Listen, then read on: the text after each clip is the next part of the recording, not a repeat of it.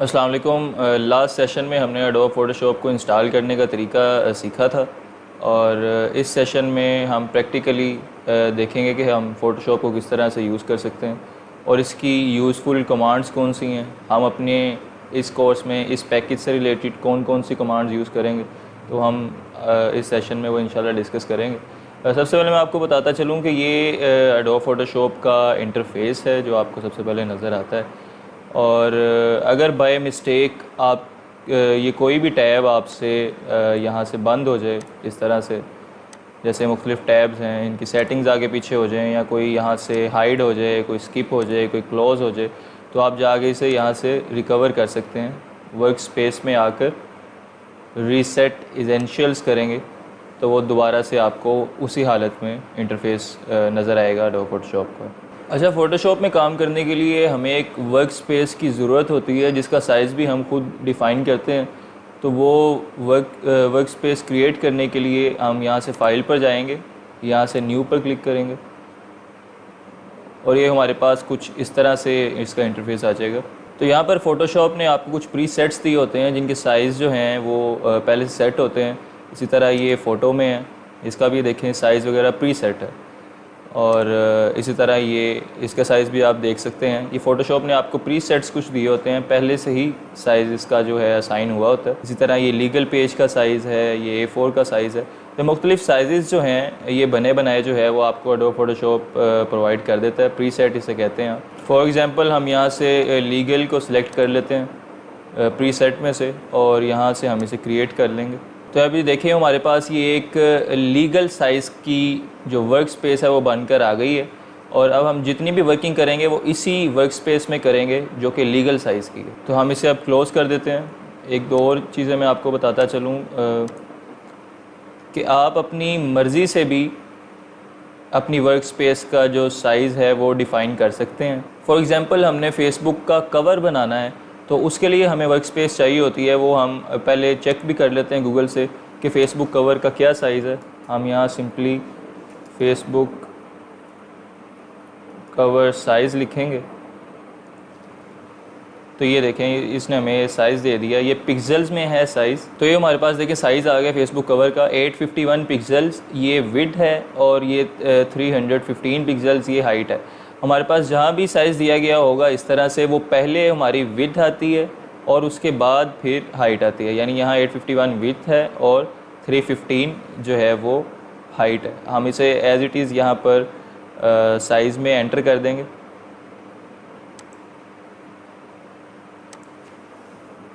Eight 51 और height 315 यहाँ से हम क्रिएट कर देंगे। तो देखें एडोब फ़ोटोशॉप ने हमें उस साइज़ का एक वर्क स्पेस प्रोवाइड कर दी है जो हमने उसे एंटर किया था वहाँ से डिटेल्स में। तो यह फेसबुक के कवर का ये वर्क स्पेस है। हम जो भी डिज़ाइन करेंगे वो इसी वर्क स्पेस में करेंगे और ये अब फेसबुक का कवर बन जाएगा। यानी इसी तरह जब हम सेव भी करेंगे तो सिर्फ इतनी वर्क स्पेस की जो इमेज है वही सेव होगी जो हम अपनी वर्क स्पेस में यूज़ कर रहे हैं। इसी तरह हम कुछ और सेटिंग्स भी देख लेते हैं। इसे मैं क्लोज़ कर देता हूँ।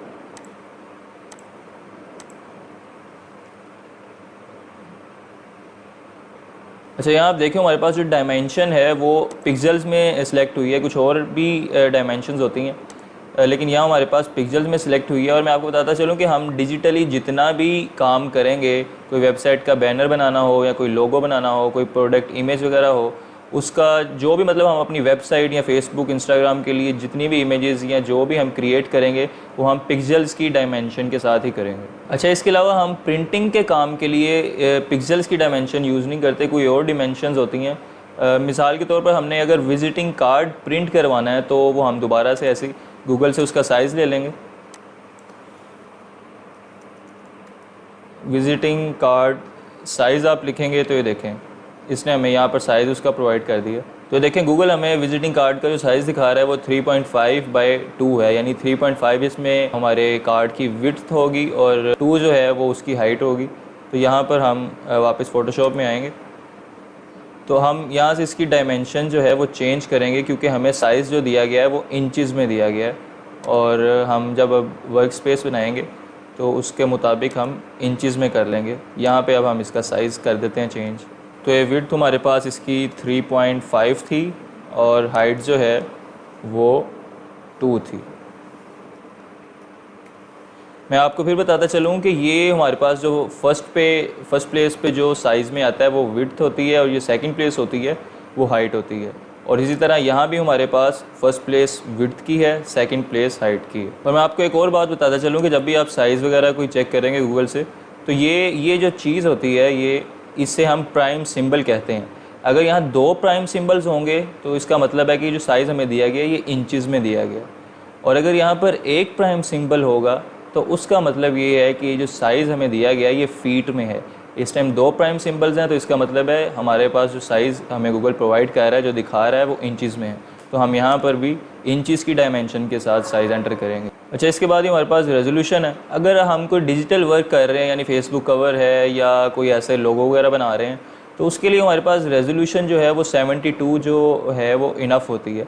लेकिन अगर हम कोई प्रिंटिंग का काम करवा रहे हैं, जैसे कोई विजिटिंग कार्ड हमने प्रिंट करवाना है या कोई फ्लेक्स वगैरह करवानी है, तो वो डिपेंड करता है। मतलब विजिटिंग कार्ड हमारे पास साइज़ में छोटा होता है तो हम उसकी रेजोल्यूशन 300 कर लेंगे। अगर हमारे पास ऑब्जेक्ट जो है वो बड़ा है, जैसे हमने कोई फ्लेक्स वगैरह डिज़ाइन करनी है, तो उसके लिए हम रेजोल्यूशन 150 कर लेते हैं ताकि हमारी जो फ़ाइल का साइज़ है वो ज़्यादा इंक्रीज़ ना हो, वो ज़रा लिमिटेड ही रहे। तो अगर हम उसकी रेजोल्यूशन फ्लेक्स की भी रेजोल्यूशन 300 कर लेंगे तो फ़ाइल का साइज़ बहुत बड़ा हो जाएगा, तो हमने उसको भी मद्देनज़र रखना है डिज़ाइन करते हुए। अच्छा, इसके अलावा हमारे पास कलर मोड है। इसमें भी मुख्तलिफ़ मोड्स होते हैं लेकिन हम RGB कलर ही यूज़ करते हैं। RGB यानी रेड, ग्रीन और ब्लू कलर। जितने भी हम कलर्स यहाँ पे यूज़ करेंगे वो इन तीनों का कॉम्बिनेशन होते हैं। तो हम RGB कलर मोड यूज़ करते हैं और यहाँ पे हम इसे भी 8 बिट ही रखते हैं। अच्छा, इसी तरह ये बैकग्राउंड कंटेंट्स है। ये जब भी हम अपनी वर्क स्पेस बनाते हैं तो ये बैकग्राउंड कंटेंट का कलर डिफ़ाइन करता है कि हमारे पास जो वर्क स्पेस बन रही है वो किस कलर में बन रही है। मतलब यहाँ से हम इसे चेंज भी कर सकते हैं, रेड भी कर सकते हैं, ब्लैक भी कर सकते हैं, जो भी आप कलर चाहें, तो वर्क स्पेस उस कलर की बनकर आ जाएगी। लेकिन ये बिल्ट इन वाइट होता है और रिकमेंडेड भी यही है कि इसे वाइट कलर में ही रखा जाए ताकि जो हमारे पास वर्क स्पेस आ रही है हम उसे ईज़िली यूटिलाइज़ कर सकें। तो ये वाइट कलर इसके साथ करके हम यहाँ से क्रिएट कर देंगे। अच्छा, क्रिएट करने से पहले मैं आपको बताता चलूँ कि हमारे पास इस टैब में जो सबसे इम्पोर्टेंट चीज़ है वो साइज़ ही है। इसका साइज़ बहुत इम्पोर्टेंट होता है। और मैं ये भी आपको बता दूँ कि हमारे पास 2 तरह के मीडिया होते हैं, एक प्रिंट मीडिया होता है और दूसरा डिजिटल मीडिया होता है। प्रिंट मीडिया यानी विजिटिंग कार्ड वगैरह इसमें आ जाते हैं, और डिजिटल मीडिया जो है वो सारा इंटरनेट पर जो हम यूज़ करते हैं, फेसबुक कवर हो गया, लोगो वगैरह हो गया, प्रोडक्ट इमेज हो गया, तो जो भी हम डिजिटली यूज़ करते हैं वो डिजिटल मीडिया काउंट होता है। अच्छा, ये हमारे पास वर्क स्पेस आ गई है। गूगल पे हमने जो विजिटिंग कार्ड की वर्क स्पेस निकाली थी उसकी हमने डायमेंशंस वगैरह वहाँ पर एंटर करके न्यू में जाकर ये हमारे पास वर्क स्पेस आ गई है। अच्छा, मैं आपको बताता चलूँ कि अगर हमने डिज़ाइन कोई ख़ुद क्रिएट करना है, कोई वर्क स्पेस खुद क्रिएट करनी है, तो वो तो हम जाकर न्यू में जाएंगे, फ़ाइल में जाकर न्यू में, और उसका साइज़ देकर हम वर्क स्पेस जो है वो क्रिएट कर लेंगे। लेकिन अगर आपने पहले से बने हुए डिज़ाइन को या किसी इमेज को एडिट करना है तो वो फिर मैं आपको बताता हूँ कि वो फ़ाइल में आप जाएंगे और आप उस इमेज या डिज़ाइन को आप ओपन कर लेंगे। मैं उसे ओपन कर देता हूँ। अच्छा, हमने इमेज जो है वो ओपन कर ली है और हमने जिस साइज़ में ये इमेज ओपन की है फ़ोटोशॉप ने हमें उसी साइज़ का वर्क स्पेस प्रोवाइड कर दी है। और अगर हम इस इमेज का या जो भी आप डिज़ाइन ओपन करेंगे उसका साइज़ चेक करना चाहते हैं तो आप यहाँ पर इमेज में आएंगे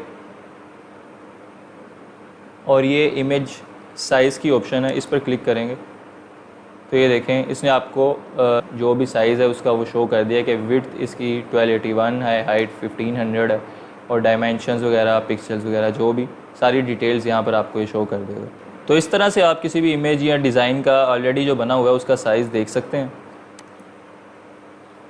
और अगर हम किसी इमेज को किसी ख़ास साइज़ में एडजस्ट करना चाहते हैं तो उसका भी मैं तरीका आपको बता देता हूँ कि वो हम कैसे करेंगे। फॉर एग्ज़ाम्पल, आप अपनी वेबसाइट पे कोई स्क्वायर पोजीशन में इमेज लगाना चाहते हैं, स्क्वायर में किस तरह एडजस्ट करेंगे वो मैं आपको बता देता हूँ। तो उसके लिए सबसे पहले हम स्क्वायर साइज़ की वर्क स्पेस बना लेते हैं। उसकी विड्थ और हाइट जैसा मैंने आपको बताया कि सेम होती है, तो यहाँ पर हम 1000 विड्थ में ऐड कर लेंगे और 1000 हाइट में ऐड कर लेंगे और इसे हम यहाँ से क्रिएट कर लेंगे। ये हमारे पास देखें वर्क स्पेस जो है वो ऐड हो गई है। तो हम उसके लिए जो लोकेशन है जो इमेज की जिसको हम स्क्वायर में कन्वर्ट करना चाह रहे हैं रखी हुई थी, और इसे हम ये वाली इमेज है इसे हम यहाँ से ड्रैग करेंगे और यहाँ पर इसे ऐसे छोड़ देंगे। तो ये देखें, ये जो इमेज है ये ऑटोमेटिकली स्क्वायर साइज़ में कन्वर्ट हो चुकी है। अच्छा, अगर आपको लगता है कि आपने ये जो इमेज ऐड की है इसके साइज़ में अभी भी एडजस्टमेंट की ज़रूरत है, तो आप आल्ट और शिफ्ट को दबाएंगे और ये इमेज की 4 नोड्स होती हैं। आप किसी भी एक नोड को यहाँ से जो है वो पकड़ के तो इसमें चेंजिंग कर सकते हैं साइज़ में। देखें, इक्वली इसका साइड एडजस्ट होता जाएगा, तो ये आप अपनी मर्ज़ी से इसे एडजस्ट कर सकते हैं। अगर आप शिफ्ट और आल्ट को नहीं दबाएंगे तो फिर ये देखें, ये इक्वली जो है इसका साइज़ एडजस्ट नहीं होगा। तो मेरे ख्याल से आपको वर्क स्पेस की समझ आ गई होगी। जब भी हम कोई भी चीज़ बनाते हैं तो उसके लिए हमारे पास वर्क स्पेस होना ज़रूरी है। अब हम इस इमेज को सेव करके आपको दिखाते हैं कि ये किस तरह से किस साइज़ में सेव हुई है। उसके लिए आप सबसे पहले फ़ाइल पे क्लिक करेंगे, उसके बाद आप सेव एज़ पर क्लिक करेंगे। तो देखें, आपको एक इस तरह से इंटरफेस एक शो होगा जिसमें आप नीचे फ़ाइल का नाम एडिट कर सकते हैं अपनी मर्ज़ी से। उसी तरह उसके आप फॉर्मेट को भी अपडेट कर सकते हैं और आप उसके अलावा लोकेशन भी यहाँ से सिलेक्ट करेंगे कि आप अपनी इमेज को कहाँ पे सेव करना चाह रहे हैं। मैं यहाँ से डाउनलोड्स पर क्लिक कर लेता हूँ तो मैं डाउनलोड्स में सेव करूँगा। यहाँ मैं अपनी मर्ज़ी से उसका कोई नाम जो है वो लिख लेता हूँ, इमेज कर लेते हैं। इसी तरह हम यहाँ से उसका फॉर्मेट जो है वो सिलेक्ट करेंगे। ये JPG फॉर्मेट पे मैं इसे सेव कर रहा हूँ और इमेज सेव करने के लिए आप JPG ही फॉर्मेट यूज़ करेंगे। और ये देखें, हमारे पास JPG की और भी फाइल शो हो गई हैं क्योंकि हमने यहाँ से JPG का फॉर्मेट जो है वो चूज़ किया है। तो उस फोल्डर में जितनी भी JPG फॉर्मेट की फ़ाइल्स हैं वो हमें यहाँ पर शो हो रही हैं। अब यहाँ से हम इसे सेव पर क्लिक करेंगे और ये हमारे पास ये इमेज जो है वो सेव हो जाएगी। अच्छा, यहाँ पर ये हमसे साइज़ का पूछता है हमसे साइज़, तो मैं आपको रिकमेंड करूँगा कि आप इसे लार्ज फाइल पर ही ले जाएँ क्योंकि इससे क्वालिटी जो आपकी इमेज की है वो हमेशा बेहतर रहेगी और आप इसे इसी तरह से सेव कर देंगे। तो ये जो हमारी फ़ाइल है ये अब सेव हो चुकी है। अब जाकर हम दोबारा उसे देख भी लेते हैं, ओपन करते हैं। तो हमने इमेज के नाम से अपनी फ़ाइल सेव की थी। मैं आपको इसकी डायमेंशंस भी दिखा देता हूँ। ये देखें, 1000 बाय 1000 इसकी डायमेंशन है। जिस तरह से हमने वर्क स्पेस में इसे सेव किया था वही डायमेंशन यहाँ पर शो हो रही है। इस सेशन में आपको बेसिकली हमने वर्क स्पेस के बारे में बताना था। तो आने वाले सेशंस में हम आपको लेयर्स के बारे में और जितने भी बेसिक टूल्स हैं एडोब फोटोशॉप के वो किस तरह यूज़ करते हैं उसके बारे में बताएंगे। अल्लाह हाफ़िज़।